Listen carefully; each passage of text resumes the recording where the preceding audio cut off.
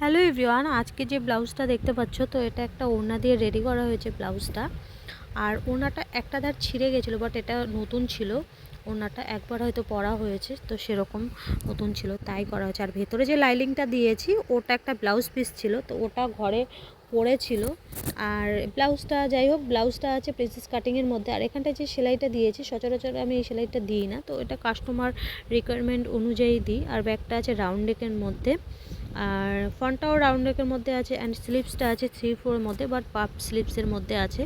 আর এই যে চওড়া পাটটা দিয়েছি, সেই চওড়া পাটটা আমি এর মধ্যে একটু অফ হোয়াইটের লাইনিং দিয়েছি, যাতে একটুখানি ফ্রন্টে থেকে দেখতে একটু যেন অন্যরকম লাগে, তাই আর কি দেওয়া হয়েছে।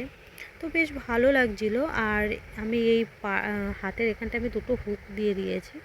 আমার কাছে মনে হয়েছিল যে এটা বেশ একটু একটু অন্যরকম টাইপের লাগবে, তাই।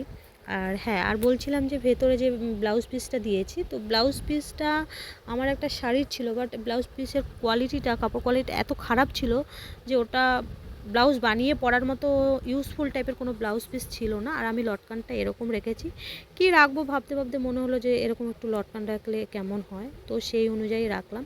লটকানটাও বেশ ভালো লেগেছে, আর ব্লাউজটাও আমার কাছে বেশ ভালো লেগেছে। আর ব্লাউজটা আমারই একটা ব্লাউজ, আর যেহেতু ওড়নাটা আমার ছিল, আর ওড়নাটা আমি হয়তো একবার পরেছি, তারপরেই ছিঁড়ে গেছিলো, কিছুতে একটা বেঁধে ছিঁড়ে গেছিলো।